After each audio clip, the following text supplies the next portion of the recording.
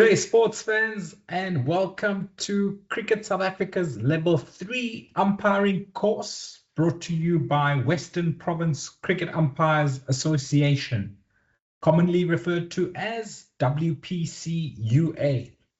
My name is Tom Mokorosi. I am the training coordinator of WPCUA, and my co-presenter for the course is Abdullah Steenkamp, who is the head of training of WPCUA. You will be joining us for the next 3 weeks as we go through 6 level 3 lectures, after which there will be exams for all of you to partake in. Those of you who are not in South Africa will write online using Exam Online, which we used in level 2. And those of you in South Africa, if you are a member of any Umpires Association in South Africa, you will need to write the exam with your home association.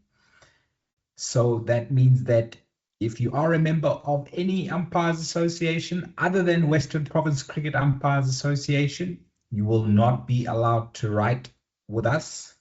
You will have to contact your training coordinator or your head of training or anyone in the executive committee of your Umpires Association to agree a date, time, and venue for your Cricket South Africa Level 3 exam.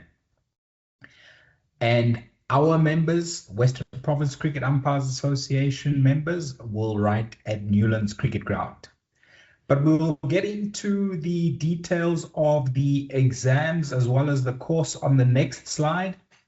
For those of us who are joining for the first time, please pay special attention to the meeting protocols that are currently on the screen. All of your microphones and cameras are deactivated while we present. Myself and Abdullah will typically present up until an hour and a half into the meeting. While we present, you are welcome to type in any questions that you have related to the content that we are presenting into the chat box, and we will deal with all of those questions at the end of the presentation. Please keep the questions related to the content that we are presenting in today's lecture. That is specific for lectures 1 through to 5. Lecture 6, which will be our revision lecture, you can type in any question related to cricket umpiring or cricket in general. But please, for lectures 1 through to 5, please keep the questions that you type into the chat box related to the content that we are presenting in that particular lecture. When our questions and answer session starts, I will activate everybody's microphones as well as their cameras. We will go through all the questions in the chat box. And once we are done with all the questions and comments in the chat box, we will allow for live questions to be taken by means of candidates putting their virtual hands up. When they are acknowledged, they will be asked to unmute their microphone, and they are also welcome to switch on their camera when they ask their question. We might go over time. Quite often the question and answer session is very interactive, which is what we like. Please stay as long as you can, but you are welcome to leave at any time. All our lectures are recorded and will be posted onto our YouTube channel, which will be ready with every lecture the morning after each lecture, 11 a.m. South African time.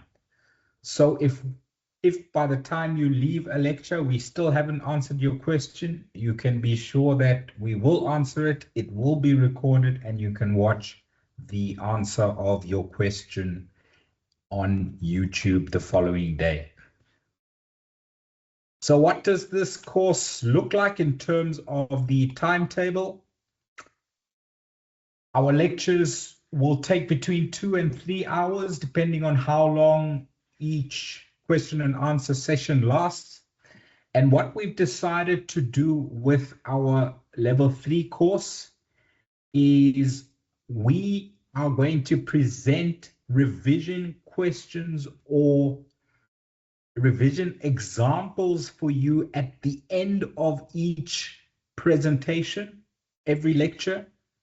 And we are going to be asking you as the candidates who are preparing to write Cricket South Africa's level 3 exam, we are going to ask you questions for you to answer, because that is the only way that you can determine whether or not you have grasped the concepts that we have delivered on a specific lecture.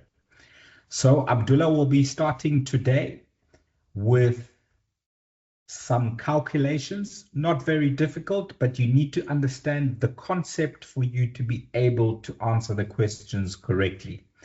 So once he has presented law 11, which is all about the intervals, then he's going to ask the audience a few questions related to what he's just presented for all of you to gauge if you've understood the presentation and you are able to apply what you have learned in today's lecture. So that's why I say the lectures could go on anywhere between 2 and 3 hours. So that's why on the slide you see them scheduled for 3 hours, whereas maybe in earlier posters you would have seen them only scheduled for 2 hours. So today we're going to go through laws 2 and law 11. So only 2 laws, but we are going into more detail in level 3 than we did in level 1 and in level 2. So we're not going to cover all the 42 laws of cricket as we did in level 2. We are going to focus on specific laws that we need to know in preparation for Cricket South Africa's level 3 exam. And we are going to be going into calculations, which are core and key to you understanding to be able to pass Cricket South Africa's level 3 exam. Our lectures are Tuesdays and Thursdays, so join us again in 2 days' time, same Microsoft Teams meeting link, 4th of June, 6 p.m. start. Then lecture 3 will start 6 p.m. again next week, Tuesday, the 9th of June. Then lecture number 4 will be next week, Thursday, the 11th of June. And we've got a special guest that will join us. He is an ICC Elite Panel umpire on Thursday, the 11th of June for the first 45 minutes of that particular lecture. I won't tell you who it is yet. If you were with us in level 2, you would have enjoyed the company of Alauddin Palika as well as Soikat from Bangladesh. Those were 2 ICC Elite Panel umpires that we interviewed during the level 2 course. We've got a different ICC Elite Panel umpire who will be joining us on Thursday, the 11th of June. So don't miss that lecture. And if you're on the lecture live, you'll be able to ask that ICC Elite Panel umpire a question of your choice. Lecture number 5 will be on Thursday, the 18th of June. So you will notice there is no lecture on Tuesday, the 16th of June. That is a public holiday here in South Africa. So we will not be having a lecture on Tuesday, the 16th of June. Lecture number 5 will be Thursday, the 18th of June, and then the 6th and final lecture will be Tuesday, the 23rd of June, which will be the revision lecture. As you all know, our lectures have and will always be free, but if you want to write the exam with us, then you need to pay an exam fee. What are the exam fees? It depends where you are in the world.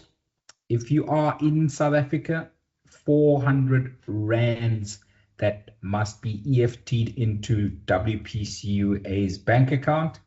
And on the course material and logistics email, as well as the lecture 1 reminder email. There are the bank account details for that EFT. If you have not received a course material and logistics email, or you did not receive the level 3 lecture 1 reminder email earlier today, then please type your name into the chat box, your email address into the chat box.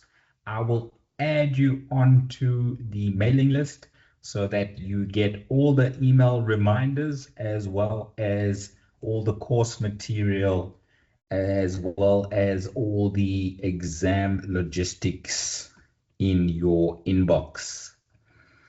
So the exam fees are 400 rands if you are in South Africa. If you are not in South Africa, then it is $40 US, payable ideally through PayPal.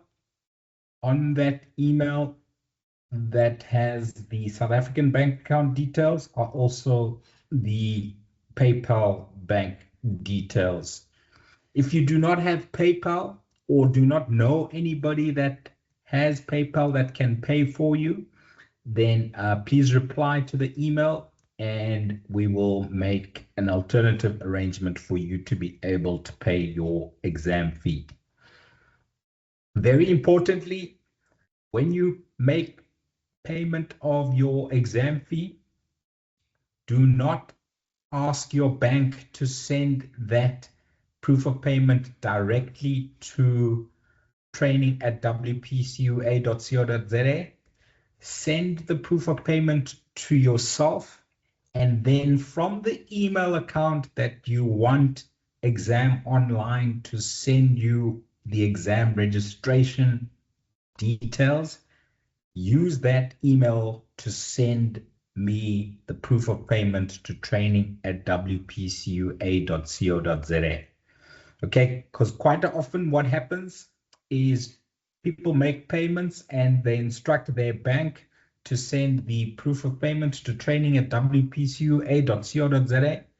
And when we receive a proof of payment that says John Smith, level 3, I don't have an email address for John Smith.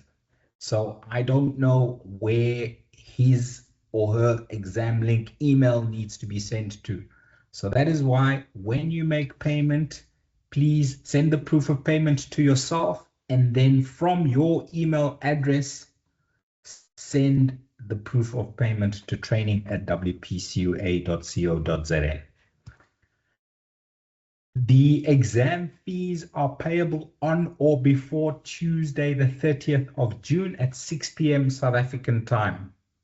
Now, this is very important because you will see that the exam date options are Thursday, 2nd of July, 6 p.m. So that is 48 hours after the exam fee deadline. The other option is Saturday, the 4th of July at 9 a.m. And all times listed on this screen are Central African time, which is the time zone that South Africa is in. Now, we had some challenges with the level 2 exam where a lot of candidates paid late, and that was very disruptive in our processes with Exam Online to be able to send everyone their exam registration emails 24 hours before their exam. Okay, and Exam Online even charged us a fee when we had to register candidates after the deadline that they had set us. Okay, so we're going to be quite strict when it comes to that exam deadline of 30th of June, 6 p.m. If you pay after the 30th of June at 6 p.m., then you will also have to pay that fine, that same fine that we pay to Exam Online.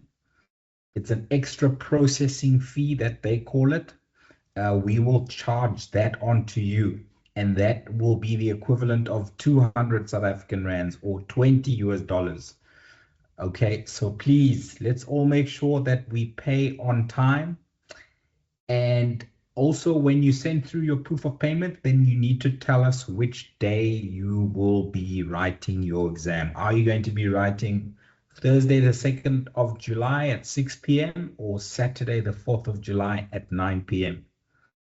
And you can make changes if you decide that you previously thought you were going to write on Thursday, but then you decide you want to change to Saturday. That's fine.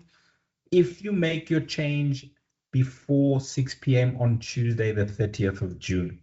If you make any changes after 6 p.m. on the 30th of June, then you will be liable to pay an extra 200 Rand if you are in South Africa, or an extra 20 US dollars if you're outside of South Africa.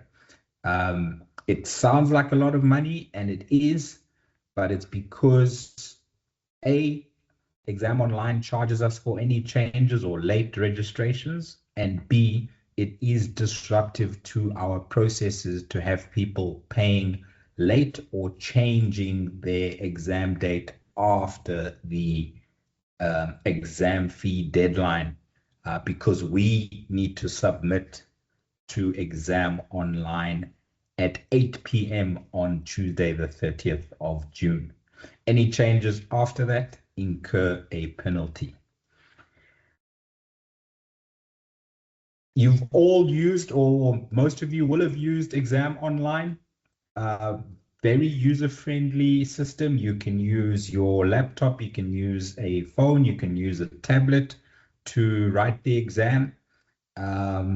We will be having a click-by-click demonstration on lecture number 6, the revision lecture, on Tuesday, the 23rd of June, just to refresh all of you who used it in the level 2 exam as to how it works. And also for those of you who haven't yet used it, who are joining us for the first time, to show you exactly how Exam Online works. Very user-friendly, as I said, and please rather not ask questions about the online exam and how it works today. If you haven't seen it, you will see it live in lecture number 6 on Tuesday, the 23rd of June.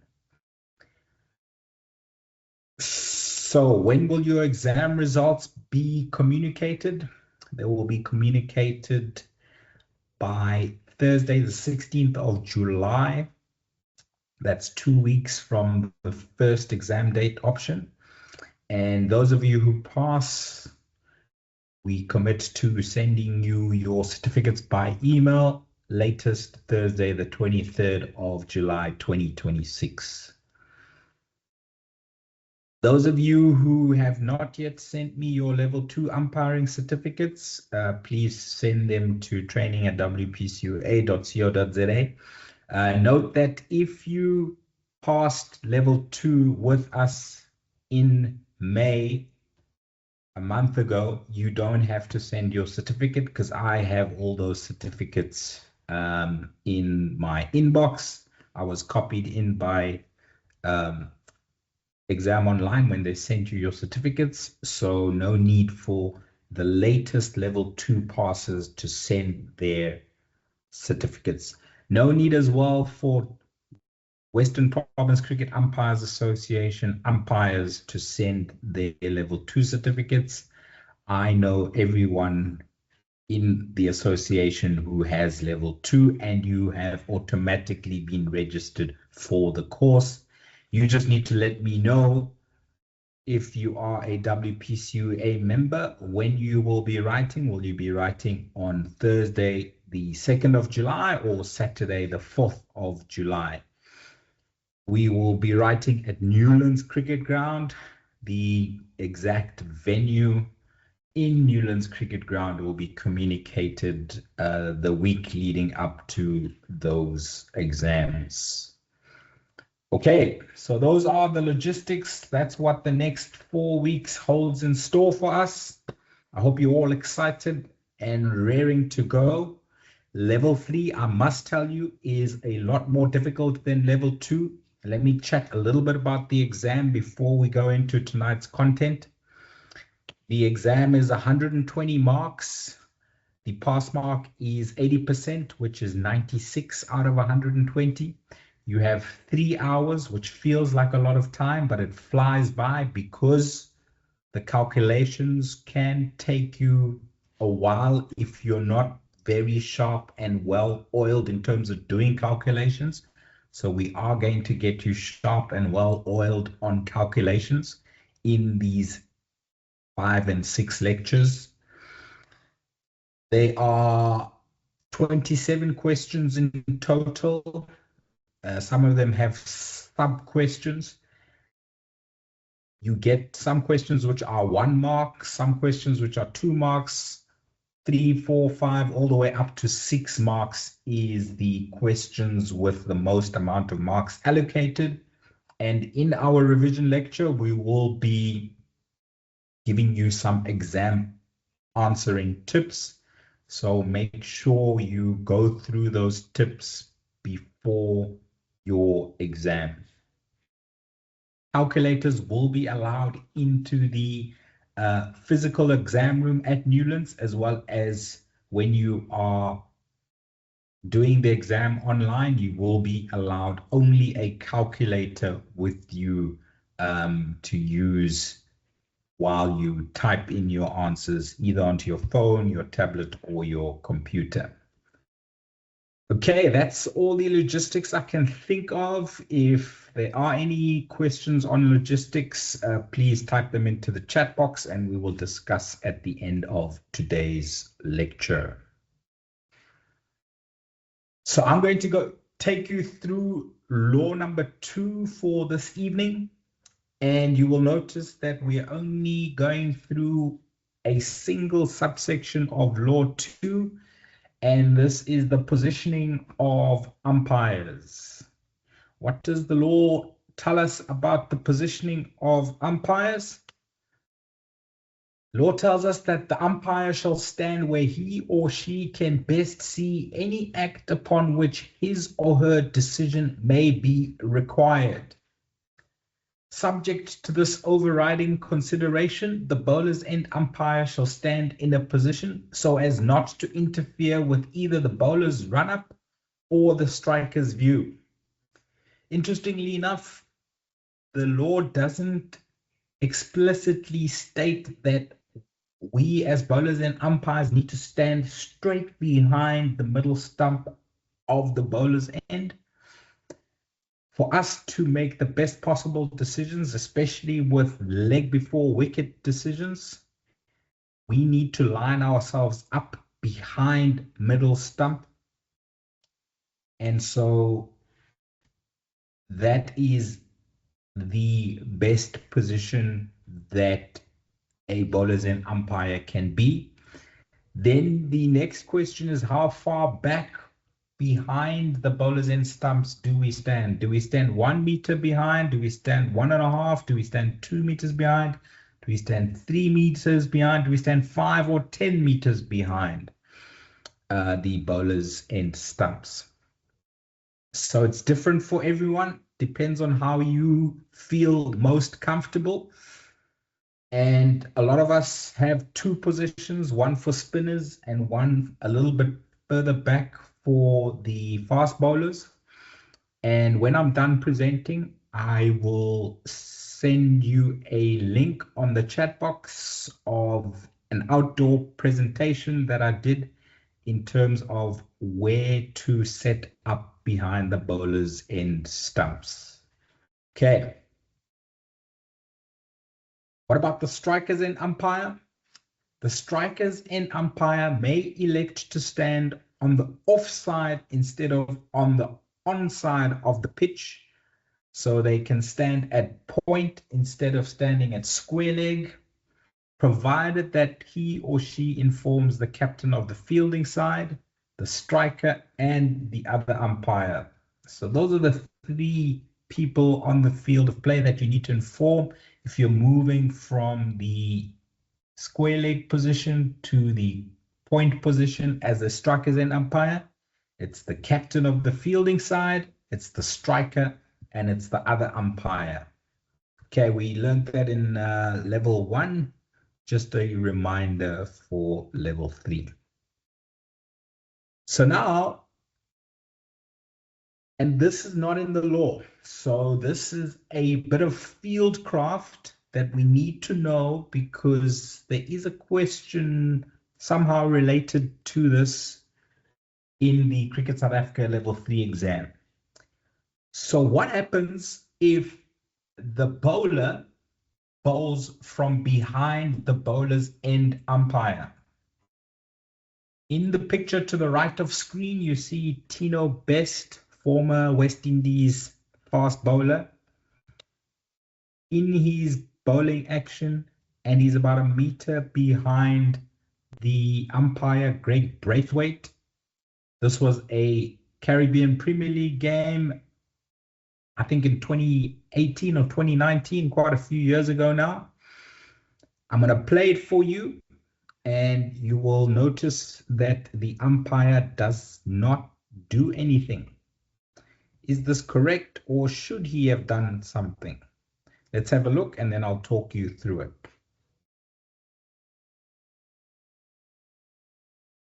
He has bowled that from so far behind the umpire. That is the furthest I've ever seen a delivery served up from. Okay, so at the time, there was no law, no playing condition, nor was there a directive from the International Cricket Council as to how to handle a bowler bowling from behind the bowler's end umpire. Okay, the Caribbean Premier League, I think, used to at the time happen in around September. And shortly after the Caribbean Premier League ended, there was either a men's T20 World Cup or a women's T20 World Cup or a ODI World Cup. I'm not quite sure. But as is customary before every World Cup, the match officials have a pre-tournament workshop. And at that workshop, because of what had happened in this Caribbean Premier League game, the umpires for that particular tournament, along with the International Cricket Council, decided upon this procedure as to how to handle a bowler bowling from behind the bowler's end umpire. Firstly, it is not allowed for a bowler to bowl from behind the umpire. Why? Because the umpire is unable to verify where the back foot has landed. Of course, for judging of a back foot no ball, we need to ensure or verify that the back foot has landed inside of the return crease. But now the return crease on most fields doesn't extend that far back as to where Tino Best landed, and also we don't have eyes at the back of our head, so we can't see if a bowler lands behind us as a bowler's end umpire. Therefore, the umpire cannot call and signal no ball because we cannot verify whether they landed inside the return crease, on the return crease, or outside the return crease. Therefore, the call that was decided upon by the group of umpires and has been carried on by the International Cricket Council ever since is the bowler's end umpire to call and signal dead ball. The ball needs to be re-bowled. Yes, Greg Braithwaite could have stood a little bit further back, especially if Tino Best had asked him to do so. But we need to go back as far as it is reasonable for us to do so. I stand about 3.5 meters behind the bowler's end stumps for fast bowlers. I would not agree to standing as far back as 5 meters behind the bowler's end stumps, because now I feel that at 5 meters I'd be too far away from the striker's end. I wouldn't hear the faint nicks for caught behind decisions, and also I wouldn't see the ball as well as I would if I were closer to the stumps. If the bowler continues to bowl from behind the umpire, even after we've told him or her not to, the umpire needs to warn the bowler for time wasting, and we need to inform the captain of the fielding side that this is a first and final team warning for time wasting. So, ladies and gents, that is how we handle a bowler bowling from behind the bowler's end umpire. It is not in the laws, but it is a common practice that has been adopted by the International Cricket Council for all international matches, adopted by Cricket South Africa for all domestic matches in South Africa, and adopted by Western Province Cricket Umpires Association for all club cricket matches in and around Cape Town. That is me for the time being. I'm now handing over to Abdullah to take us through Law 11 and the wonderful calculations that come with it. Thank you so much, Thomas. Good evening to you and the rest of the attendees. Okay, Law 11 covers the intervals. So here we're referring to intervals in more-day cricket. Like at the highest level, international level, test match cricket. In South Africa, we play 4 days as well as 3-day cricket. And for some of the examples that I'm going to use tonight, and in terms of timings, I will be using the timings for test match cricket here in South Africa. So what are these intervals? Firstly, the law tells us, and we're going to focus on scheduled intervals. So what are they? What are these scheduled intervals? These are intervals that are decided by the governing body of cricket for that particular competition before the game starts. So before the game starts, you will know exactly these intervals, when they will be and how long they will be. So let's go through 5 of them. So the period between close of play on one day and the start of the next day's play, that is seen as a scheduled interval in more-day cricket. And I'm going to use test match cricket as an example in this evening. So let's say in South Africa, test match cricket starts at 10 o'clock and ends at 5 o'clock in the evening. So let's say day 1 starts at 10 and close of play is 5 o'clock. Day 2 will also start at 10 o'clock. So what point 1 is saying, the time between 5 o'clock on day 1 and 10 o'clock on the morning of day 2, that is seen as a scheduled intervals as per the laws of cricket. Our interval between innings, that is seen as a scheduled interval. And this interval is 10 minutes. So our interval for meals, which is our lunch and our tea interval, also seen as scheduled intervals. So is our interval for drinks, also seen as scheduled intervals. And lastly, any other agreed interval, also seen as a scheduled intervals. So we're going to focus this evening on the 2nd, 3rd, and 4th one. So I mentioned earlier that these scheduled intervals, they are decided by the governing body when they will be and how long they will be. So in test match cricket, our interval between innings is 10 minutes. Our interval for lunch is 40 minutes, 40. And our interval for tea is 20 minutes. And interval for drinks is 4 minutes in test match cricket. I'm going to use quite a lot of examples this evening, and I'm going to base my examples on the playing time for test matches in South Africa, where there are 3 sessions in test matches here. First session is a 2-hour one from 10 till 12. Then 12 o'clock will be our lunch. And the governing body, which is the ICC, International Cricket Council, they decided that lunch to be 40 minutes in test matches. Second session from 12:40 till 14:40, also a 2-hour session, which will be followed by a tea interval of 20 minutes. And then our third session, also 2 hours from 3 o'clock till 5 o'clock.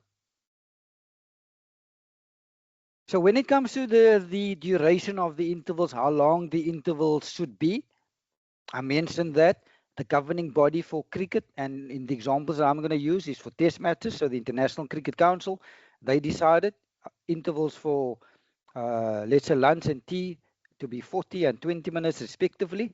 So all the law tells us is, when it comes to these intervals, whatever was agreed upon, whatever the governing body decided how long these intervals should be, the law just tell us that we, the umpires, we need to make sure that the players and obviously the umpires, we enjoy the length of these intervals. So from the moment the umpire calls time, that is when the clock starts, and the clock will end when the umpire calls play after the resumption of play after lunch. So this is the theory. I'm going to use an example, and in all the examples that I'm going to use this evening, I'll go through the theory, and I'll use practical examples to see how we apply this theory. So we know in our test match, and again I'm using test match times here in South Africa. So our lunch is from 12 o'clock until 12:40. So if the 6th legal delivery in the over is bowled at exactly 12 o'clock, and the bowlers in umpire calls over time and tell the players we can go and enjoy lunch. So from 12 o'clock, what the law tells us, players and umpires now needs to enjoy a 40-minute lunch. So if we call time at 12 o'clock, first ball after lunch needs to be bowled at 12:40. So first ball needs to be bowled at 12:40. So practically what the umpires do is they'll take the field at 12:35, 5 minutes before the first ball needs to be bowled. So umpires will take the field at 12:35, followed by the fielding side and then the batters. And this way we can make sure that the first ball after lunch is bowled at exactly 12:40. Another example. Again on lunch, 12 till 12:40. And 99% of the time, you will find that when we reach 12 o'clock, let's say we midway through the over. Most of the times when we get to 12, we not at the end of the over. So now what we need to do, we know the law tells us, we first need to complete the over before we can take our lunch or our tea. So now in this example, the final ball of the over is bowled at 12:03, and that's when the umpire calls overtime and lunch. So now we left the field at 12:03. So now after lunch, when must the first ball be bowled? 40 minutes later. So what is 40 minutes later from 12:03? 12:43. Yes, the official lunch was from 12 till 12:40, but we went a bit over time because law tells us we need to complete the over. So we completed the over, we got to 12:03, but the law wants umpires and players to enjoy their 40-minute lunch. So we will come back at 12:43 in this example. Another example, again our lunch being 12 till 12:40. So now the fielding side takes a wicket at 11:58. So now what happens? We've got 2 minutes to go till 12. Do we take lunch? Don't we take lunch? The law tells us yes. Well, no. Yes, we must take lunch. Why? If a wicket falls with less than 3 minutes to go to our lunch interval, or any interval, we will take lunch immediately. So in this example, the wicket fell 2 minutes to go to lunch. We will take lunch immediately. So players then left the field at 11:58. So now, what time will play resume after lunch? We players in umpires, we must enjoy a 40-minute lunch. So seeing that we left the field at 11:58, we'll enjoy a 40-minute lunch. So the first ball after lunch to be bowled at 12:38. Next, I'm going to focus on the time-saving mechanisms that the law put in place when it comes to our change of innings interval, our lunch interval, and our tea interval.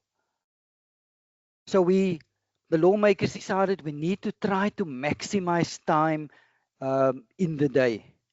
Many years ago, the law was quite rigid. It was like lunch is 12 o'clock. No matter what happens, we'll take it at 12. Similarly with tea at 14:40. No matter what happens, we'll take tea at 14:40.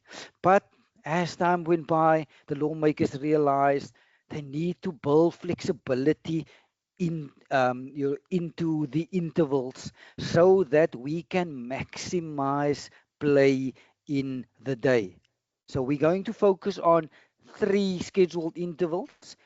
Firstly, the interval between innings and what flexibility the lawmakers brought to this interval. Secondly, we're going to focus on the lunch interval, and we'll see then the flexibility to lunch and how we can maximize play. Then we're going to look at the tea interval and see what flexibility is in tea. And then lastly, we're going to look at the drinks interval and the flexibility that the lawmakers brought into drinks so that we can maximize play in the day. So when it comes to our interval between innings, so we know the interval between innings is 10 minutes. So from the moment that wicket fell until the first ball of the innings of the other side needs to be bowled, 10 minutes needs to lapse. So that's the theory. Let's have a look at a few examples. So team A, in example 1, dismissed at 11:10. When will the innings of team B start? The innings of team B will start at 11:20 because there will be a 10-minute change of innings interval, and that 10-minute change of innings interval will be from 11:10 until 11:20, with the first ball bowled to team B at exactly 11:20. Second example, 14:05, team A gets dismissed. So same thing, there will be a 10-minute change of innings interval from 14:05 until 14:15, first ball to team B to be bowled at 14:15. So that's the first bit when it comes to the change of innings interval and how we deal with it. So let's look at the flexibility that the lawmakers brought into the change of innings interval. First up, if an innings ends 10 minutes or less, and the emphasis on 10 minutes or less to go till the close of play, there will be no further play on that day. And even though we finish a few minutes earlier, we will not start the next day a few minutes earlier. So that's the theory. And the theme of my lecture tonight is, yes, I'll go through the theory, but I will be using practical examples to show you how the theory works. So let's have a look at how this theory works. So hours of play in our test match starts at 10 and ends at 5 each day. So now side A gets dismissed at 16:50. So what now? What happens next? So we know our close of play is at 5 o'clock, but side A gets dismissed at 16:50. So now the law guides us, and the law tells us if an innings ends 10 minutes or less till the close of play, it will be close of play when that innings ends. So in our example, with the innings of side A ending at 16:50, and that being exactly 10 minutes to go till the close of play, the law tells us at 16:50 it will be close of play, it will be stumps, because it's 10 minutes or less to go till the close of play. Yes, I know we ended 10 minutes earlier. We're supposed to end at 5, but because of the stage of innings, it ended 10 minutes earlier. But the law also tells us, so let's say this was day 1, we will not start 10 minutes earlier on day 2 to make up for this 10 minutes that we lost. So this is the first time-saving or flexibility that the lawmakers brought in when it comes to our change of innings interval. Let's look at another example. Same hours of play, 10 till 5. In this example, side A gets dismissed at 16:54. So now what happens? And we know our close of play is at 5. Because 16:54 is 6 minutes to go till the close of play, and because this is less than 10 minutes to go till close of play, it will be close of play at 16:54. And yes, we ended 6 minutes earlier, but we will not make up that time the next morning by starting 6 minutes earlier.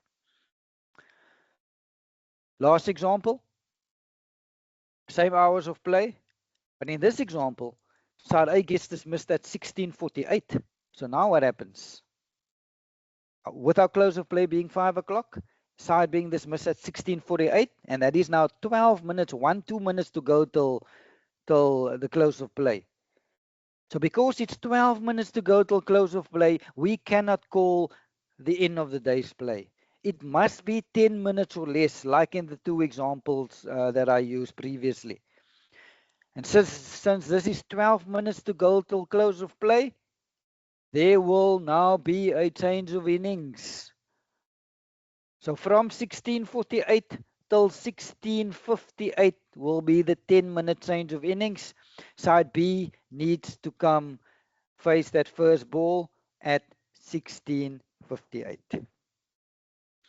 So when it comes to our change of innings interval, this is the first flexibility that the lawmakers brought into to save a bit of time. Let's look at the next flexibility when it comes to our change of innings interval. And I'll summarize this lengthy theory. So if an innings ends, so if a captain declares an innings during a scheduled interval of more than 10 minutes, like our tea or our lunch interval, or during an interruption that's more than 10 minutes, what will now happen is we will now incorporate or include the change of innings interval into our lunch interval or our tea interval. And there is a but, and that but is unless 10 minutes remains of the interruption or the interval, then the captain declares, we will then take a 10-minute interval and then start 10 minutes later.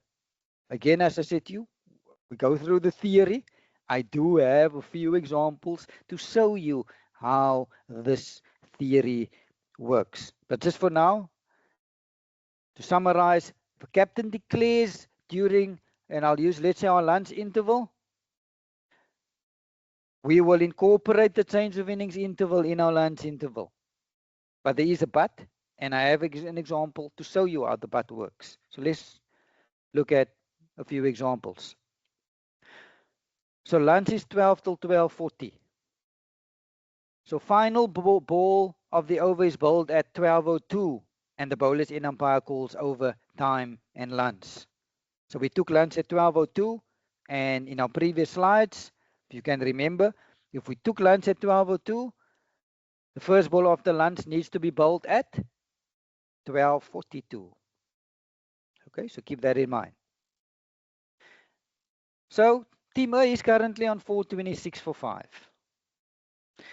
Then at 12:20, the captain of Team A knocks on the umpire's door and informs the umpires, umpires, I am declaring. This is now at 12:20. And remember, our first ball after lunch needs to be bowled at 12:42. But at 12:20, there is now a declaration. So practically what will now happen is we, the umpires, need to go to the captain of side B, informing the captain, Cappy, the opposing captain has just declared there will now be a 10-minute change of innings after lunch. Your side needs to go first, or need to start the innings.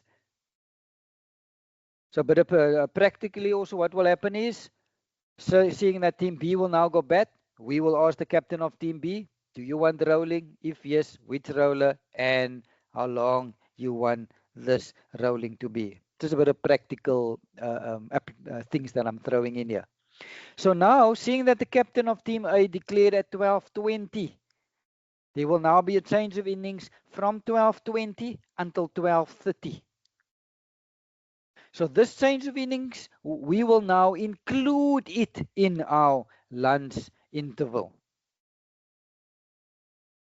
And first ball after lunch to be bowled at 12:42. So that big paragraph,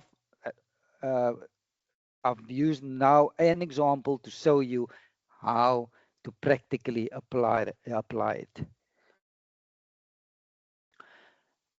Let's look at another example. Lunch being 12 till 12:40. Final ball gets bowled at 12:01 when the umpire calls overtime and lunch. And if we took lunch at 12:01, first ball after lunch needs to be bowled at 12:41.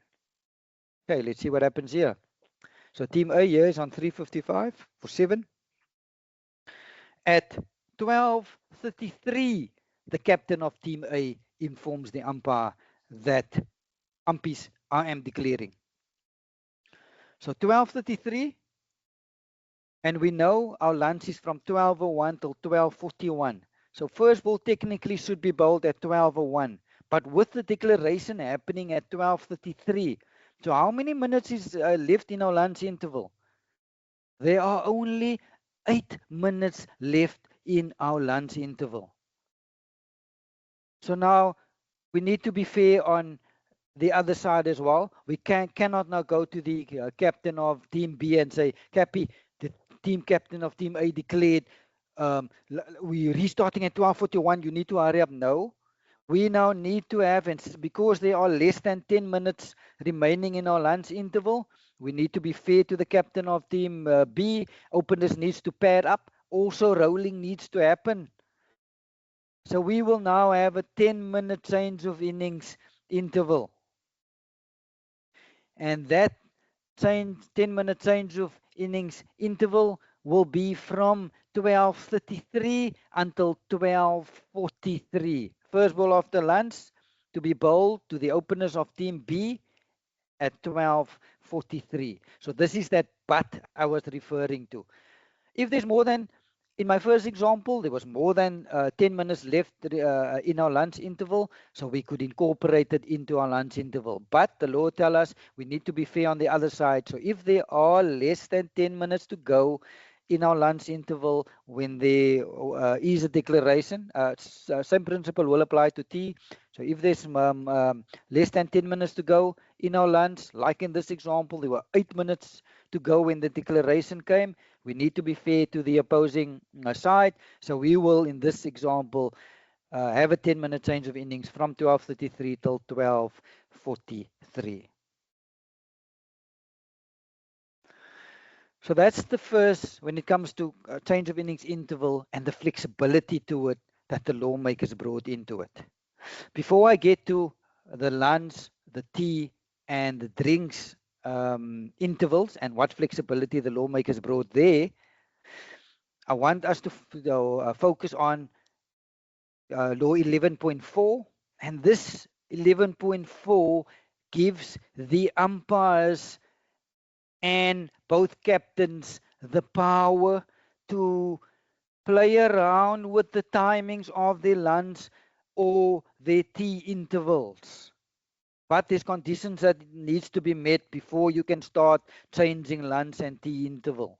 So this is like a catch-all clause. It gives you the power at any given time provided certain conditions are met. And what is that first conditions? Playing time needs to be lost through adverse conditions, whether it's ground, weather, or light. Let's just use rain as an example.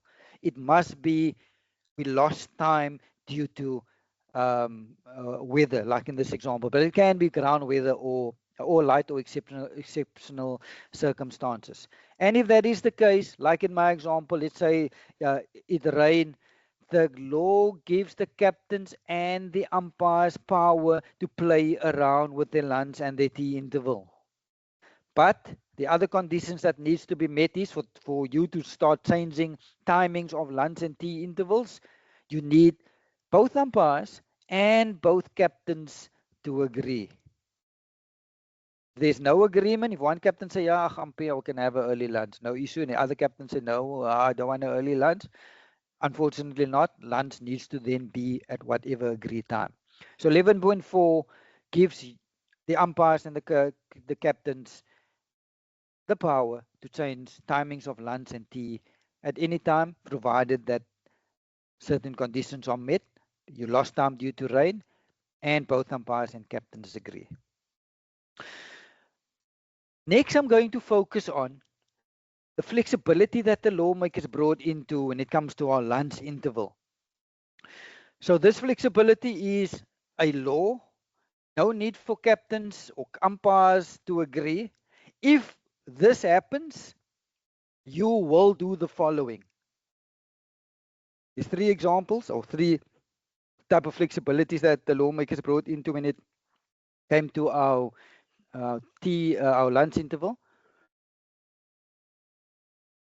The first flexibility is if an innings ends 10 minutes or less to lunch, we shall take the interval immediately. The interval shall be 40 minutes, and we will include the 10-minute change of innings interval into our lunch interval. That's the theory. I've got an example to show you how the theory works. So our lunch is 12 till 12:40. In this example, Team A is dismissed at 11:52. So what happens next? So because Team A is dismissed and innings ended at 11:52, the law tells us we need to activate clause 11.5.1. And that tells us if an innings ends 10 minutes or less to our lunch interval, we will take the lunch interval immediately. So in our example, since it's 8 minutes to go till lunch, we will take lunch immediately, because this is 10 minutes or less to go to lunch. So lunch needs to be the agreed duration of 40 minutes. So since we took lunch at 11:52 and 40 minutes from 11:52, first ball after lunch needs to be bowled at 12:32. And that 10-minute change of innings, we're now having a 40-minute lunch interval. We will now include the 10-minute change of innings interval into our lunch interval, and first ball after lunch will be bowled at 12:32. So this is the first flexibility that the lawmakers brought in when it comes to our lunch interval. And this is law. If this happens, you can activate this clause. No need for captains or anything to agree. Next, flexibility when it comes to our lunch interval. If due to adverse conditions, it can be ground, it can be weather, it can be light, it can be exceptional circumstances, when there is 10 minutes to go to lunch, the interval shall be taken immediately. You shall activate clause 11.5.2. That's the theory.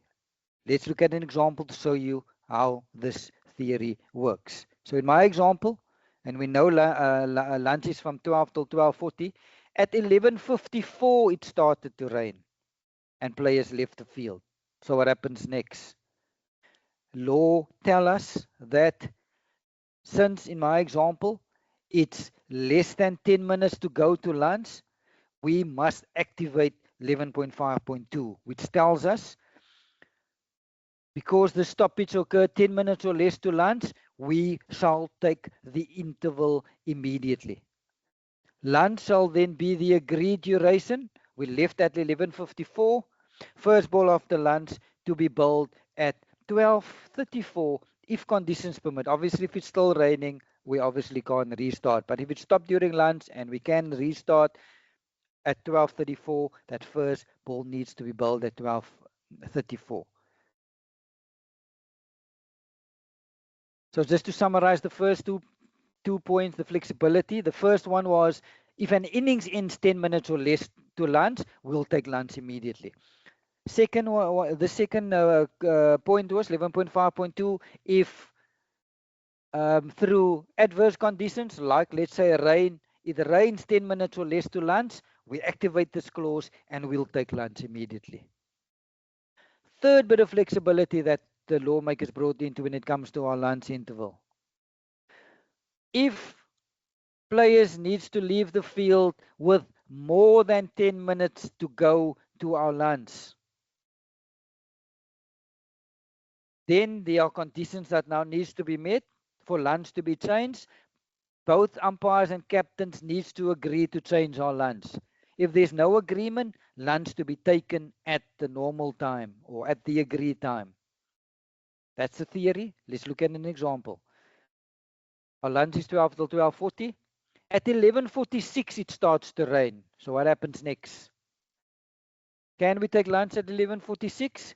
We saw in the previous slide, if it rains 10 minutes or less to lunch, we can activate that clause and take an early lunch. But in this example, it started to rain 14 minutes to go to lunch. So we cannot activate the clause that was on the previous slide. But this is where 11.5.3 comes in. So we can apply this clause, and this clause tells us, since it's 14 minutes to go to lunch, what we now need to do is, the umpires now need to go to both captains. Cappies, it's 11:46, 14 minutes to go to lunch. It's now raining. If you are both in agreement, we can take lunch now at 11:46. And we can enjoy a 40-minute lunch and a restart after lunch if conditions permit. But if there's no agreement, we will only take lunch at the scheduled time of 12 o'clock. So this is how you deal with if there is an interruption and it happens more than 10 minutes to go to lunch. So now we've covered the flexibility that the lawmakers brought into our lunch interval. Let's have a look at tea. What flexibility is there when it comes to tea? Firstly, if an innings ends 30 minutes or less to tea, we shall take tea immediately. We can then incorporate or include the 10-minute change of innings interval in our tea interval. So remember, this is tea. If an innings ends 30 minutes or less. So it's the same principle as we've covered earlier when it comes to lunch. The only difference between lunch and tea is when I covered lunch, the law said if an innings ends 10 minutes to go, we'll shall take lunch immediately. But for tea, if an innings ends 30 minutes or less, we will take an early tea. Let's look at an example to see how the theory works. So our tea time is 14:40 till 1500. Side A gets dismissed at 14:18. So what happens next? We can activate this clause 11.6.1, and this clause tells us, and you don't need any permission from anyone, no captors, nothing. We activate this clause. The laws tell us we have to do this. Since this innings ended 30 minutes or less than 30 minutes to tea, we shall take tea immediately. Tea will be 20 minutes, so tea will be from 14:18 till 14:38. The 10-minute change of innings interval to be included in our tea interval.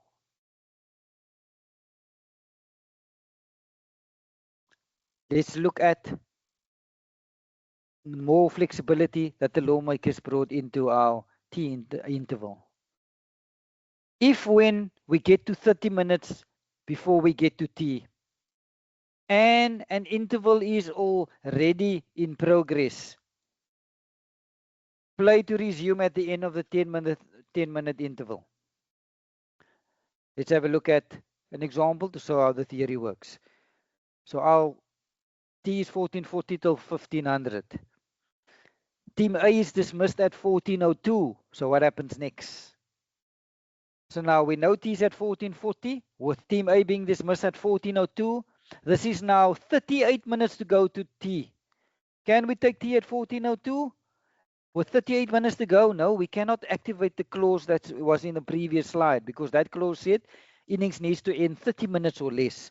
With this being 38 minutes or less, with this being 38 minutes to go, we now need to take a 10-minute change of innings, which will be from 1402 till 1412. First ball to team B needs to be bowled at 1412, and T will be taken at normal time at 1440. More flexibility when it comes to our T interval. If due to adverse conditions, it can be ground weather or light or exceptional circumstances, a stoppage occurs when 30 minutes or less remain before the T interval. How will you handle it? The law tells us we will take an early tea. But it needs to be 30 minutes or less when it, let's say, when it starts to rain. Okay, that's the theory. Let's go through an example to show you how the theory works. Our T 1440 till 1500. At 1426 it starts to rain. So what happens next? Since it started raining, 14 minutes to go till T, and this stoppage occurred with less than 30 minutes to go to T, the law tells us we can activate the clause that says if it rains or if a stoppage occurs 30 minutes or less to T, we can take T immediately. So we will activate that clause. No need for captains to agree. We're activating the clause as per the law. So T will be taken at 1426 until 1446 for 20 minutes. First ball to be bowled at 1446 if conditions permit.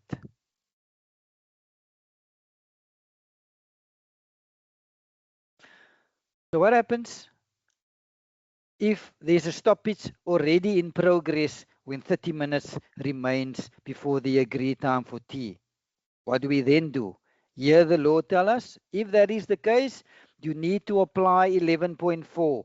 What was 11.4? 11.4, which we've covered earlier in the slides. It's like I mentioned the catch-all clause. It says, if both captains and umpires agree, we can take an early tea.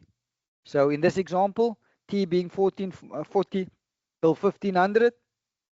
At 1400 hours, it starts to rain. So what happens next? So it's now 40 minutes to go till tea. So in the previous slide, we've covered the clause that says if it rains 30 minutes or less, we can take an early tea. But since this being 40 minutes to tea, what we now need to do is, we cannot take an early tea, but the law tells us we can go to law 11.4, which says we may change the time of our lunch or our tea interval if the two umpires and both captains agree. So practically what we'll do is we'll go to both captains and say, Cappies, it is 40 minutes to go till tea. If you want to take early tea, we can take early tea now, and tea will be from 1400 till 1420. If there's no agreement between the two of you, we will take tea at normal time, which is 1440. More flexibility that the lawmakers brought into our lunch or our tea interval. And this is when a side is 9 wickets down at our lunch or our tea interval. But the side must be 9 wickets down at lunch or tea. They cannot be 8 down, they cannot be 6 down, they must be 9 down. And if they 9 down, we can activate this particular clause. So what is this clause if a side is 9 down? So the lawmakers over time saw that usually, and no disrespect to the number 10 and 11 batters, but there's lots of stats that backs it up that the 10 and 11, their innings usually don't last that long. So what the lawmakers did was, knowing this, and they've got stats to back it up, they now give the fielding side the opportunity. And this is just to save time. So they give the fielding side opportunity if a side is 9 down at lunch or at tea. The lawmakers decided, okay, we know the last two batters, they usually don't last that long. We'll give the fielding side a max of 30 minutes to see if they can take the final wicket. And if they can, we can then, if they can take it within that 30 minutes, they can then take it, we'll then have lunch. If they cannot take it with that 30 minutes, we only give them a max of 30. So if they can't take it in that 30 minutes, we need to stop after 30 minutes and then have our lunch or our tea. That's how the theory works. Let's go through an example to see how it works. So our tea, 40 till 1500 hours. In this example, Team A is 212 for the loss of 9 wickets when the final ball of the over is bowled at 1440. So what happens now? We know T is at 1440. Do we take T at 1440? 99% of the time we'll take T, but in this case, and this is where the law instructs us, if a side is 9 down, and in this example, this side is 9 down, and because the side is 9 wickets down, we will not take T at 1440. We will allow the fielding side a maximum of 30 minutes to see if they can take that final wicket. So we need to extend the session by a max of 30 minutes. So, 2 examples. So if the team B gets the final wicket, let's say at 3 o'clock, so we at 1440, we played on.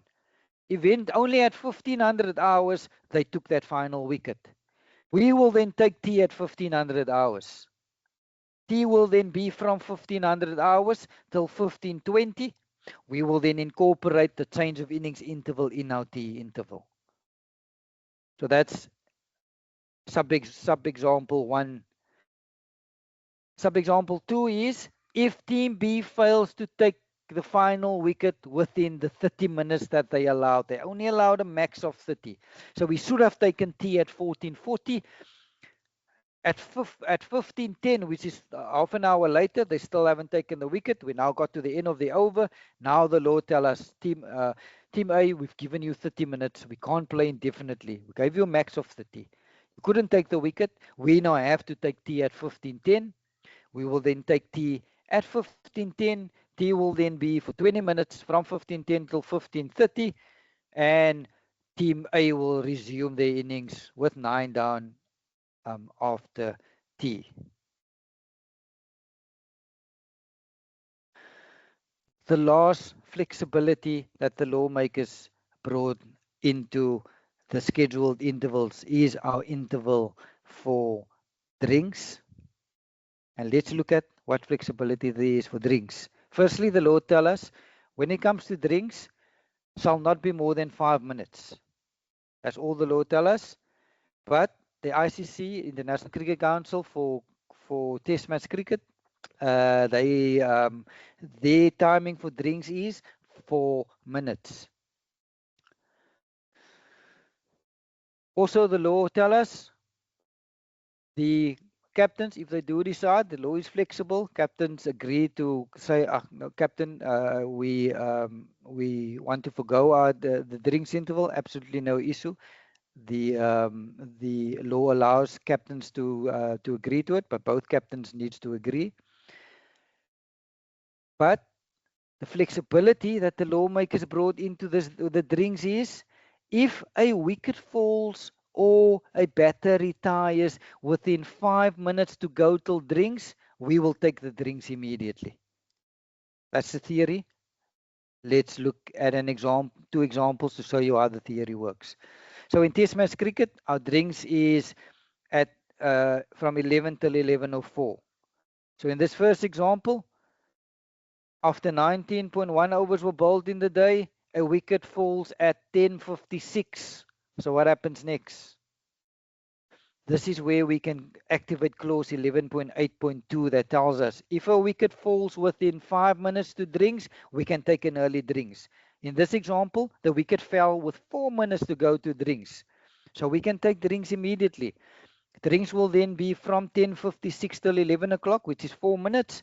And the over will then be completed after the drinks interval because there were still 5 balls left or remaining in the over.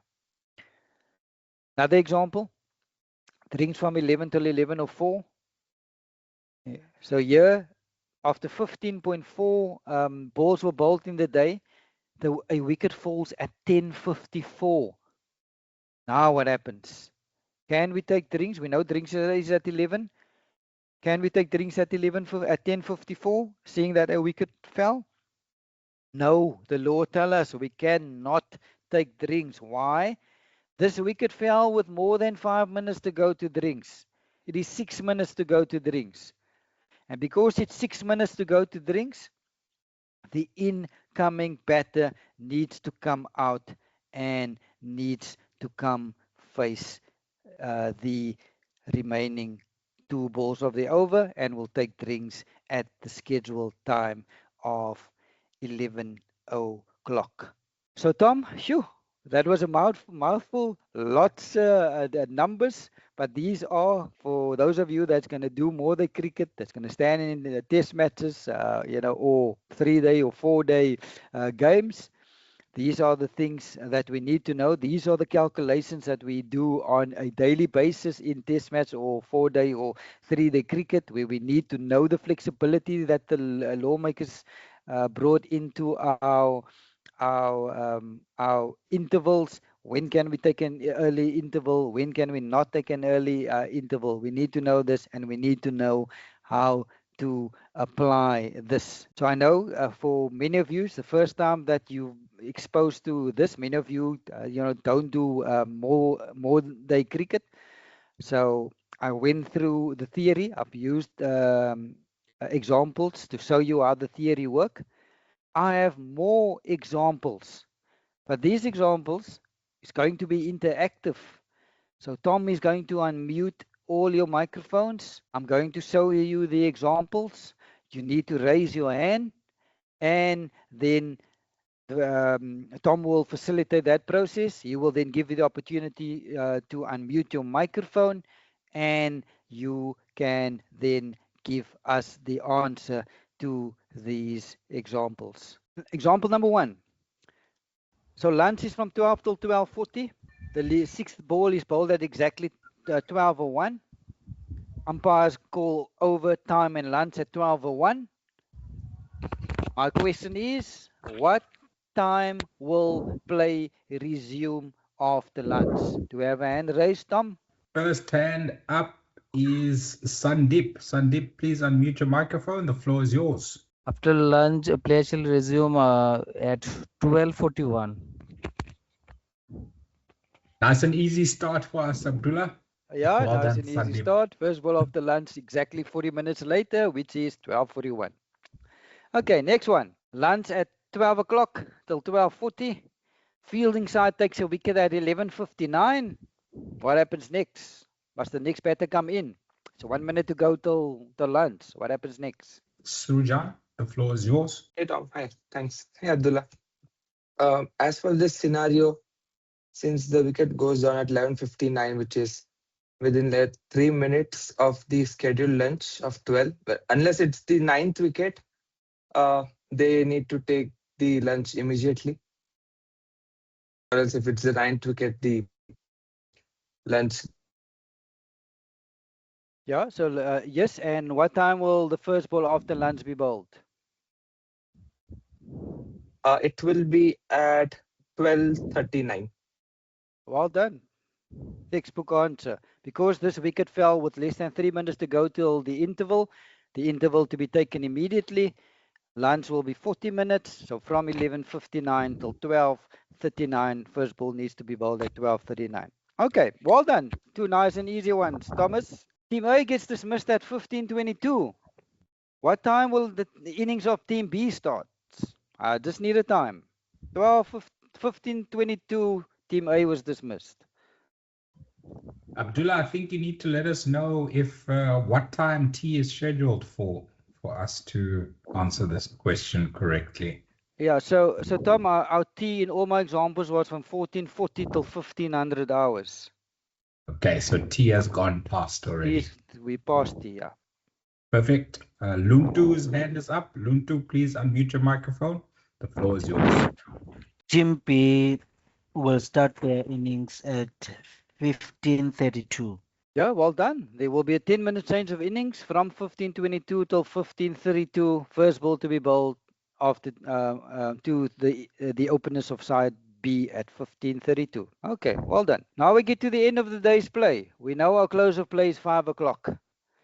Team A is dismissed at 16:56. So what happens at 16:56? I see Cisco is the WPCUA Umpire of the Year. Francisco Best, please unmute your microphone and give us your answer for question 4. Evening, gentlemen. Evening, everybody.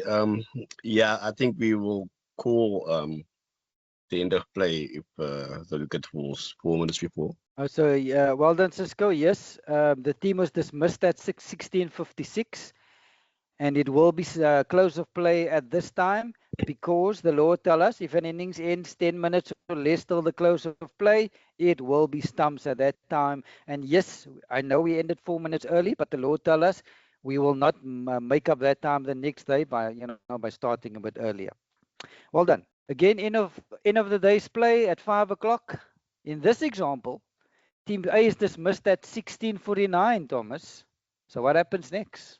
Dieter Daniels, please unmute your microphone. The floor is yours. Good evening, gentlemen. Since the innings concluded at 16:49, there's more than 10 minutes to go. So the change of innings will happen, and then at 16:59, there will be another ball bowled, and I assume it will be an over bowl before the time is called. Well done, Dieter. Textbook answer. Yes, it's 11 minutes to go till close of play. So because it's 11, we cannot call stumps or call close of play. It needs to be 10 minutes or less.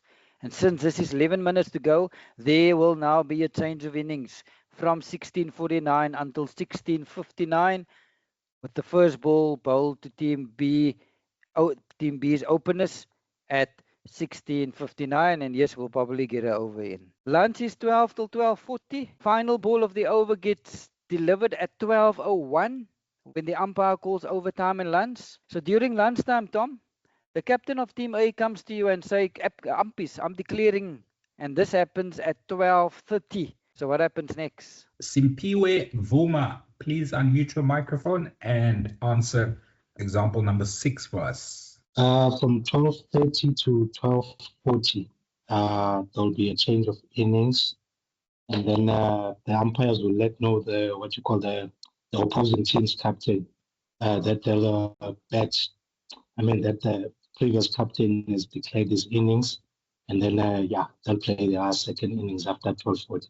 So Sipiwe, when will the first ball needs to be bowled to the openers of Team B?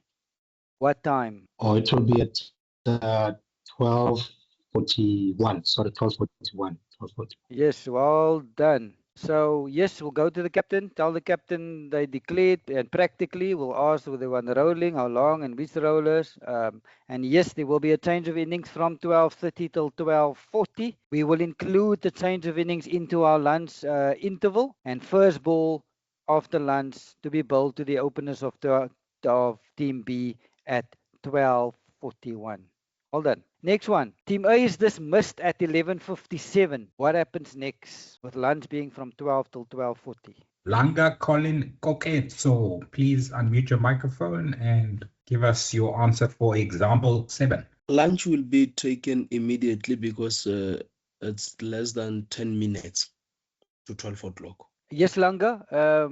That is, this is usually, let's say, a 3-point question. They'll get 1 mark. So yes, lunch will be taken because the innings ended 10 minutes or less to lunch. You also need to add, yes, lunch will be 40 minutes, which is the agreed duration, and lunch will be from 11:57 until 12:37, and we will include the change of innings into our lunch interval. With our lunch being from 12 till 12:40, it starts to rain at 11:51, Tom, and players leaves the field. What happens next? Bradley Krotz, please unmute your microphone and give us your answer to example number 8. Everyone, I'm gonna have a stab at this one. A little bit technical. Okay, I'm just gonna go straight forward. It looks like it's 10 minutes. Within 10 minutes, so lunch will be taken immediately. Even though it rained, at 12 o'clock. Yeah, that is my final answer. I'm not gonna go into where the captain need to agree because the 10 minutes still stand. So then, lunch will be effective 11:51 up until 12:31. Yes, Brad, well done. So yes, the law tells us, and the law, no need for anyone to agree. The law instructs us, you can activate this clause, and the clause says if a stoppage occurs 10 minutes or less to lunch, we will take lunch immediately. And this being 9 minutes to lunch, which is less than 10, we will take it. Players needs to enjoy a 40-minute lunch interval. So lunch will be from 11:51 until 12:31, and first ball needs to be bowled at 12:31 if or weather permitting. Well done. Next one, Tom. Lunch is at from 12 till 12:40. In this example, Thomas, it starts to rain at 11:48 and players leaves the field. So now what happens? We've got a new hand up. Temi Tope from Nigeria. Temi Tope, please unmute your microphone and give us your answer for example number 9. So the law permits us to go for lunch when it's 10 minutes to the actual scheduled time. But on this situation, it is 12 minutes to the start of it is 12 minutes to go for lunch. So which means we can't go for lunch. Do we have any options, Temi Tope, to ask anyone if we can take lunch immediately? Or do we definitely not take lunch until 12? Since it rains and we are outside the field, we are waiting for the rain to go up. Umpires can get to meet the captains if they would like to go for lunch at that particular time or wait for the scheduled time. Did you hear that, Abdullah? No, Tom, the audio wasn't that clear. Okay, so Temi Tope says the law says because it's more than 10 minutes before the scheduled time for lunch, we cannot take lunch immediately. However, we can ask the captains, and if the captains both agree and if the umpires both agree, then we can take lunch immediately at 11:48. Yes, since in this example it is more than 10 minutes to go to lunch, i.e. 12 minutes, we now need umpires and captains to agree. But both captains needs to agree to take an early lunch. If one captain says, no, umpire, I don't want to take an early lunch, then unfortunately we need to take lunch at 12 o'clock. But if both says, yes, umpy, we can have an early lunch, we will then take lunch from 11:48 until 12:28. Next one, tea time, which is 14:40 till 1500. Team A is dismissed at 14:27, Thomas. What happens next? Satruguna Chatterjee, please unmute your microphone. Give us your answer to example number 10. Yeah, hi Tom and hi Abdullah. It's less than 30 minutes when team A dismiss. So it will immediately, it will call by the umpire T immediately, and T should be from 14:27 to 14:47, and the fast ball after T will be at 14:47. Yeah, well done. Since the innings ended 30 minutes or less, we can activate the clause that tells us we will take an early tea. Tea will be 20 minutes from 14:27 till 14:47. The change of innings interval, we will include it in our tea interval, and first ball after tea to be bowled at 14:47. Well done. Tea is from 14:40 till 1500. In this example, Team A is dismissed at 14:07. What happens next, Tom? New hand up, Azruddin Syed, please unmute your microphone and give us your answer to example number 11. Okay, sir. Since the inning ended at 4:07, which is more than 30 minutes, so we have to be take 10 minutes interval, inning interval, and play will be resumed till 14:40. Okay, what time will the next innings start? Next inning will be start at 14:17. Well done. Since this innings ended more than 30 minutes, and for that reason we cannot take an early tea, we now need to take a 10-minute change of innings interval, which will be from 14:07 till 14:17. And first ball to team B needs to be bowled at 14:17, and we will take our tea at our usual scheduled time of 14:40. Tom, again tea, 14:40 till 1500. In this example, at 14:21 it starts to rain and players leaves the field. What happens next? Okay, so rain interruption came at 14:21, which is less than 30 minutes. So immediately we will take tea over. We will start at 14:41 if condition permits. Perfect. So Azruddin, the reason I'm asking these follow-up questions is because a question like this would be worth 3 marks in the Cricket South Africa Level 3 exam.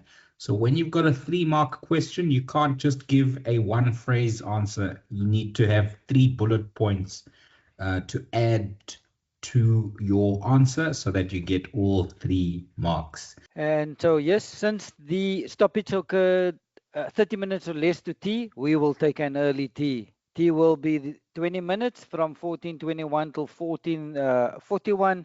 First ball after tea to be bowled at 14:41 if conditions permit. Tom, the penultimate question, again a tea time question, 14:40 till 1500. Team A is on 5:22 for 9 when the final ball of the over is bowled at 14:40. So what happens next? Do the umpire call overtime and tea?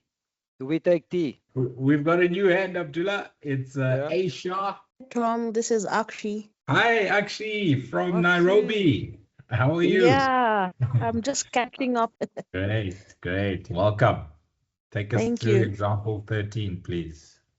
Yeah, so it is tea time. However, the 9 wickets are down. So the umpire will allow the fielding side an additional 30 minutes to see if they can take a wicket. If they take a wicket, the break will be taken immediately. Otherwise, after 30 minutes, so at 15:10 is when the tea break will be taken for 40 minutes. So then play will resume at 15:50. How long is your tea break, Akshi? Oh, sorry, it's 20 minutes. Sorry. So 15:10, the break will be taken for 20 minutes till 15:30. There we go. Well done, Akshi. That's a textbook answer. So since the team is 9 wickets down, and the team must be 9 wickets down when we get to either our lunch or our tea. In this example, I use tea, but the same principle will apply to lunch. And since they're 9 down, we need to extend the session by a max of 30 minutes. So if, for example, the team B gets the final wicket, let's say at 14:50, we can then have tea at 14:50 for 20 minutes. But if they don't take the wicket within the maximum time that they allowed, which is 30 minutes, and if you get to 15:10 and they haven't taken the wicket, we now need to then take tea, and tea will then be from 15:10 till 15:30. Final question, the rings in our test match is from 11 till 11:04. In this session, we've bowled 13.3 overs, and a wicket fell at 10:58. What happens next? Abi, please unmute your microphone and give us your answer to example number 14. So since the wicket has fallen 2 minutes before the scheduled drinks break, so drinks break will be taken immediately. So play will resume at 11:02. Yeah, well done, Abi. Since this wicket fell with 5 minutes to go till drinks, and 2 in this example, but the law tells us if a wicket falls with 5 minutes to drinks, we will take drinks immediately. And in this example, we will take drinks for 4 minutes from 10:58 till 11:02, and the over to be completed after the drinks interval. So Tom, thank you so much. That is all I'm covering for this evening. Handing back over to you. Thank you very much, Abdullah. Very good interactive session for the candidates to apply their knowledge immediately so that they don't lose it. And they need to keep practicing these examples until the Cricket South Africa Level 3 exam comes their way. After the 5th lecture, I will be sending all of you 25 questions, which are similar standard to the Cricket South Africa Level 3 exams, questions that you can expect. So that will be a great way for you to test your own knowledge to see if you are able to answer those questions on your own. In lecture number 6, we will go through those 25 questions with all of you to make sure that we are all on the same page and are all ready for the exam. So now I'm going to go into the chat box to see all of the questions and comments that have been posted while we were presenting. First questions come from Bhavi Modi, who is from Gujarat in India, if I'm not mistaken. Bhavi wants to know if an outsider out of South Africa gets his or her level 3 CSA level 3 certificate, and then he or she plans to come to South Africa to officiate in matches, what level matches can he or she officiate in? So Bhavi, we do have an exchange program open to any umpires from around the world who would like to umpire club cricket in Cape Town. All you need to do is complete a course and an exam with us. Obviously, it would be online since they're not in South Africa. I know, Bhavi, you've done level 1 and level 2 with us, so you already qualify for that. And so which level matches would you be able to umpire? So to umpire in the 2 top men's leagues in Western Province Cricket Association, the Premier League as well as the First Division A, an umpire needs to have a level 3 qualification. So do yourself a favor, Bhavi, after this course, write the exam, pass the exam, so that if and when you come to South Africa, you do qualify to umpire in First Division A as well as Men's Premier League. But of course, if you have got a level 3 certificate, it doesn't automatically mean that you will be umpiring in those 2 top men's leagues. We need to gauge your umpiring experience. So we always ask for a CV for any umpires coming to South Africa wanting to umpire on exchange, for us to gather what level of umpiring they have had in their home country. We cannot put you in a men's Premier League match if you've only ever done boys under 15 cricket. So we would probably start you with 1 or 2 school matches. And then once we've had a look at you in those school matches, then we will move you up to men's First Division D. Then if you do well in the men's First Division D match, we'll move you up to a men's First Division C, First Division B. And if you've got level 3 and you've done well in those previous lower leagues, then we will give you an opportunity at men's First Division A. If you are an experienced level 3 umpire from where you come from and you umpire the highest men's club cricket league in your province or state, and you've done well in a few club cricket matches in Cape Town, then we might afford you the opportunity to umpire men's Premier League matches in Cape Town. That is similar to grade 1 matches in Australia and obviously Premier League matches in the UK. So, Bobby, it really all depends on the experience you come to South Africa with and your performance in lower league matches, how high you can go, as well as how long you stay in Cape Town for. Okay. Next question is from Francisco Bess, where he refers to an example, one of Abdullah's examples. In the example where it starts raining 14 minutes before lunch, and there's no agreement between the captains that lunch should be moved, then it will stay at the scheduled time. What happens to the 14 minutes until lunch? Will that be added to the time lost that needs to be calculated, and can it be made up? Abdullah, do you want to take us through simple playing conditions as to how to deal with the 14 minutes that we have lost because the captains didn't want to take an early lunch?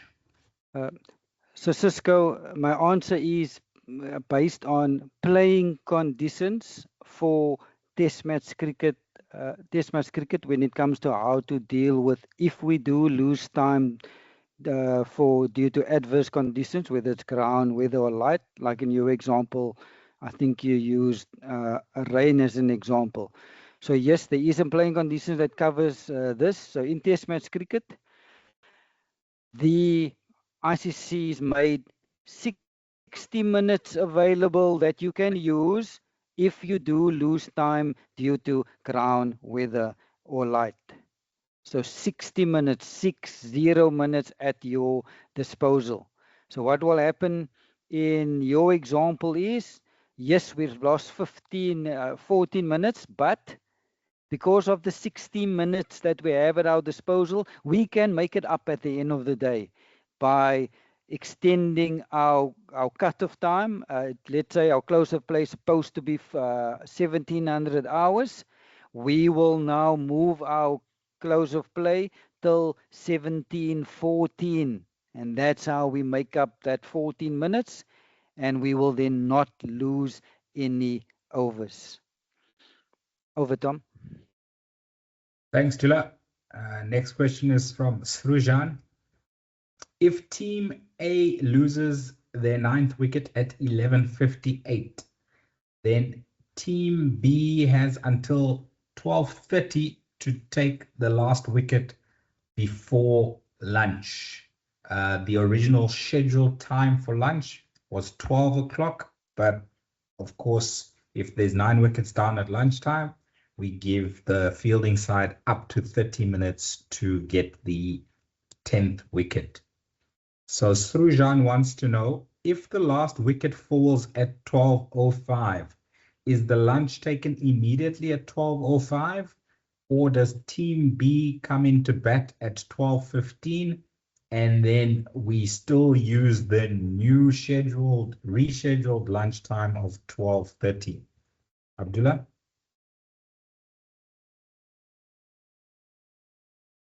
You're still on mute, Abdullah.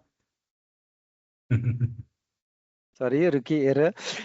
Susan, the example that I used earlier was for T, but the law tells us when the side is 9 wickets down for lunch or T. So the same principle will apply to lunch. Yes, in my example, I used T, and where in the example they took the wicket at 15:10, I think, and then we took T immediately. So that same principle will apply to lunch. So in your example, yes, we got to 12 o'clock, the side was 9 down, so we'll allow the fielding side an extra 30 minutes to see if they can take a wicket. So your example says that the fielding side could take that 10th wicket in that 30 minutes, and they actually took it at 12:05. So now at 12:05, when they took that 10th wicket, the innings will be at an end, and we will then take lunch. So lunch will be from 12:05 till 12:45, we will then incorporate or include the change of innings interval into our lunch interval. Over, Tom. Thanks, Tula. Next question comes from David Obonyo. He says, how does level 1 look like? David, for you and anyone else who have not done level 1 with us, I've just posted in the chat box a link to lecture number 1 of the Cricket South Africa level 1 course that we conducted in February and March this year. The exam itself is true or false, and it is 69 questions. Some of them are multiple choice, some of them are true or false. The pass mark for all of our exams is 80%. It does cover all or most of the 42 laws of cricket, but the questions are a lot simpler than the questions that you'll come across in level 3. So David, if you have not yet joined us for level 1, we will be having a level 1 course probably starting in the middle or late July 2026, and that will incorporate the new or updated 2026 code of the laws of cricket. So all of you are welcome to join us for that course because we will be delivering or discussing the change of the laws as updated by the Marylebone Cricket Club for 2026 in that course. For the purposes of this course, Cricket South Africa's level 3 exam, we are still using the 2022 code of the laws of cricket. Azruddin Syed says, after level 3 exam has been passed, what will be the next schedule? So Azruddin, Cricket South Africa does offer a level 4 exam, but the level 4 exam is only for South African umpires who have been umpiring in South Africa for numerous years. It took me 9 years of umpiring before I was invited by Cricket South Africa to write my level 4 exam, because I had been through Cricket South Africa's development pipeline. I had gone to a lot of amateur national tournaments, boys under 13, boys under 19, Universities Week, Varsity Cup, Academies Week, Colts Week. So that development program is a prerequisite for those umpires that have been identified by Cricket South Africa to umpire first-class cricket in South Africa. So level 4 is not available to the public, and it is not available to anyone outside of South Africa. So this means that this is the last course that we do, or this is the highest level course that we offer to candidates around the country and indeed around the world. We do, of course, have our Make the Call episodes, as well as inviting. If I can just ask everybody to stay on mute while I answer the questions. I'm just going to mute everybody. So yes, we do invite international umpires onto our shows for Make the Call episodes, as well as question and answer sessions. But in terms of exam offerings, this is the highest level exam that we offer through our lectures. Next question is from Sandeep. Shall we get level 3 certificate if we pass in the examination like level 2? Yes, Sandeep. To everyone who writes the exam online, you will get a Western Province Cricket Umpires Association level 3 certificate, and it will say that you have passed the exam as set by Cricket South Africa. Only members of umpires associations in South Africa who write the level 3 exam in their home association in person, not online, they can get a Cricket South Africa level 3 exam. And I'm going to answer Bradley Crotz's question as well. He asks about the criteria to obtain a level 3 qualification. Each Umpires Association in South Africa decides when their members are allowed to write the level 3 exam. At Western Province Cricket Umpires Association, if you have got a level 2 certificate, then we will allow you to write a level 3 exam. In other associations around the country, they might want their umpire to have 2 years of umpiring experience before they allow them to write Cricket South Africa level 3 exam. And of course, they would have to have passed level 2. So we believe if you study hard enough and if you're prepared for the exam, you are welcome to write the exam. But different provinces and different associations make different prerequisites for writing level 3. But you, Bradley, as a Western Province Cricket Umpires Association member, you've got level 2. You are now eligible to write level 3. All the best for your studying and the exam when it comes. Next question is from Abi. If a captain declares with 7 minutes remaining for the resumption, and if it takes 2 minutes for the umpires to inform the other captain because of walking to the other side where the fielding captain would be, will those 2 minutes be factored into when the game resumes? Abdullah, so if the captain of the Titans,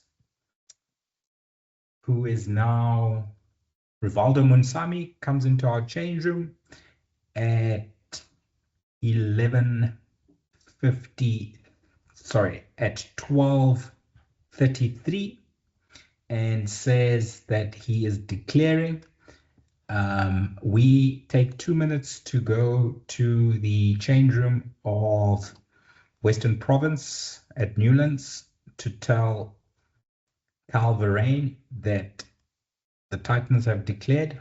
When are we going to resume play?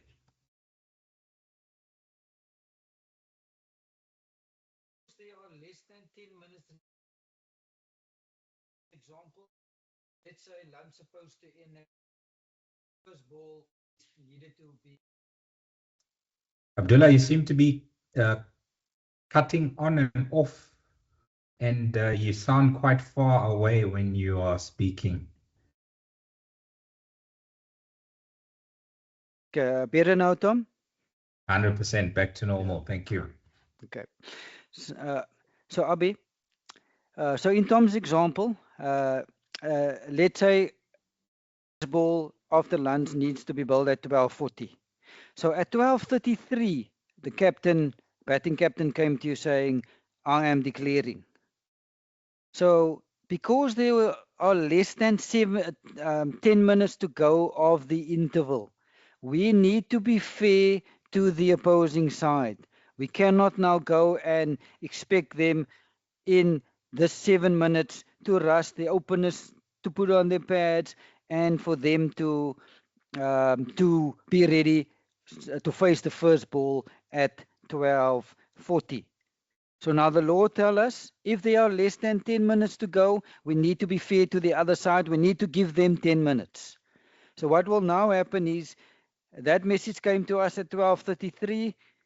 There will now be a 10-minute change of innings. So first ball to the next side needs to be bowled at 12:43. And in this 10-minute change of innings, so what we will do is we'll go to the now new batting captain. We'll inform him or her. We will also ask that batting captain, do you want rolling If yes, which roller and how long? We then also need to relay that to the curator, who then needs to do the rolling. So yes, there's lots of things that needs to happen in this 10 minutes.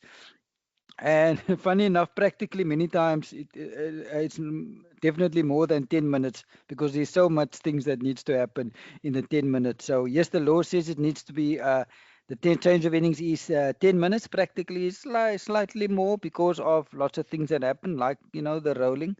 But in this example, 12:33, the message came. 12, we need to give the other side 10 minutes to get ready. So only at 12:43, technically, that first ball needs to be bowled. Over, Tom. Okay, thanks, Abdullah. One more question, actually. So what I meant was, yeah, 12:43 is fine. So we don't add the 2 minutes, right? So it can't be 12:45. That's what I meant, actually. So will that be factored? Like if you take 2 minutes to go to the change room of the other captain, or it can be more than that as well, right? 2 to 3 minutes. So we No, we don't won't. factor that. Yeah, we won't add it. But as I said to you, yes, theoretically they say 10 minutes, but practically it's never 10 minutes because there's so much things to happen. Especially the rolling takes time. You need to Exactly. inform the curator. Roller needs to come on, and the roller. It's not a Ferrari, so it takes a bit of time to get to onto the field rolling, and then it takes a bit of time to get off. So yeah, there is definitely enough time, even though theoretically they say only 10 minutes, but yeah, it's definitely more than 10 minutes. Yeah, so if the question says like the umpires take 5 minutes to go over and tell, so what is the start time? So we don't include that 5 minutes, right? No, you don't include the 5 minutes. You need to Okay, stick fine. to the theory. The theory says Okay. 10 minutes. That 12:33, the captain informed you.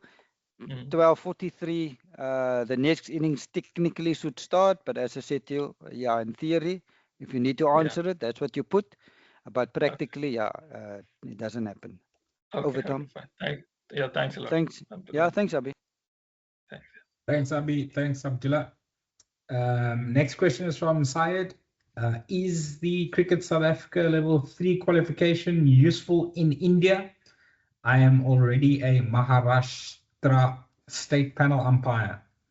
So, Azruddin, I feel that as an umpire, you should always be striving to learn, striving to gain more experience. And what better way than to get a qualification outside of India? The ICC elite panel umpires who are from South Africa, Adrian Holstock and Alauddin Palika, they both have Cricket South Africa Level 3 umpiring certificates.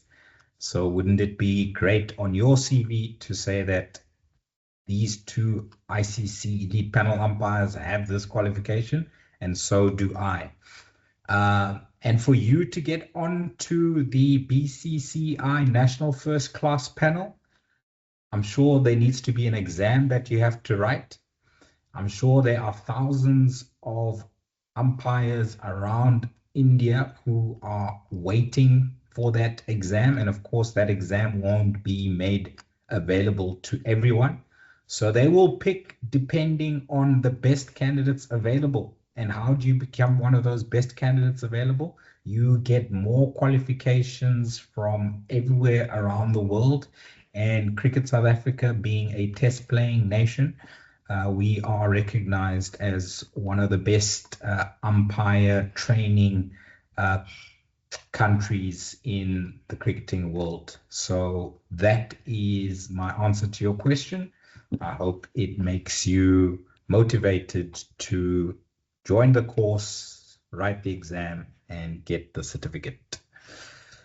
Next question is from David Obonyo. I am a Kenyan, having been taken through training by our Umpires Association, but with no certificate issued yet. Where does this leave me? David, so you might know a gentleman by the name of David Adiombo, who is an ICC level 1 umpire tutor in Nairobi, Kenya. He's also a ICC Level 2 Master Educator.